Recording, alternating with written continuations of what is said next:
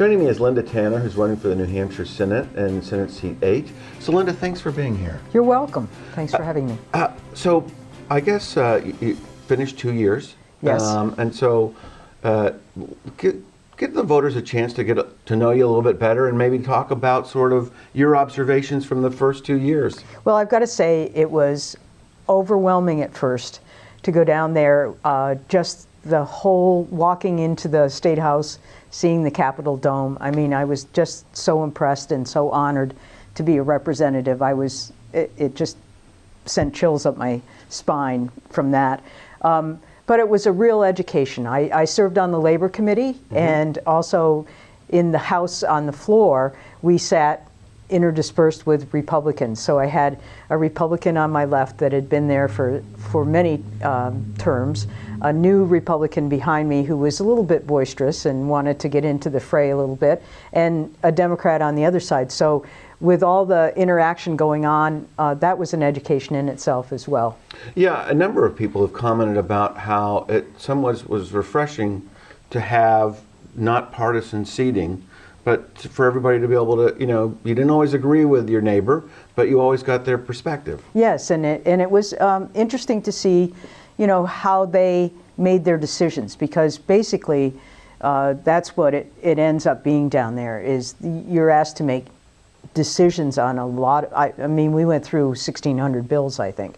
So and you have to listen and then make a decision and think of all the things that go into that decision, what your constituency, the area that you represent, certainly, if you're a Democrat or Republican, where you're coming from on those instances, although most of the time you vote for your conscience as well. So it takes a lot of, it's harder than it looks, let me put it that way. Well, nothing is as easy as it seems. That's true, that's true. So, and I was proud to serve in the Democratic majority. It was the first time we passed a bipartisan budget in a long time. I think there were 35 or 40 votes out of 400 against the budget in the House, which is pretty much unheard of. I can't remember things that passed through like that, except maybe the trafficking bill that was unanimous. And it was unanimous in the Senate. So it took a lot of behind the scenes. I mean, the budget is so complex. I believe there's 3 or 4 different committees that actually work on it out of the House. Jeff Pattison, who graduated from Kearsarge, is actually the budget director down there. Oh. And he came in and gave us a 101 budget, as freshmen legislators, but it's still pretty awesome. Now, you taught in Kearsarge for a long time. I did. Now, was he ever one of your students? Yes, he was. Actually, he went out with a gal that was on my basketball team, so he was there for every basketball game when I coached. Things go full circle, huh? They sure do, don't they? So, what made you decide to get into politics in the first place? Well, a lot of people called me crazy, but after the 2010 election, when the supermajority of the right-wing Republican Party, and it's not all Republicans, but it was O'Brien, started slashing the budget, passing the end to eliminate kindergarten, getting rid of the children in need of services.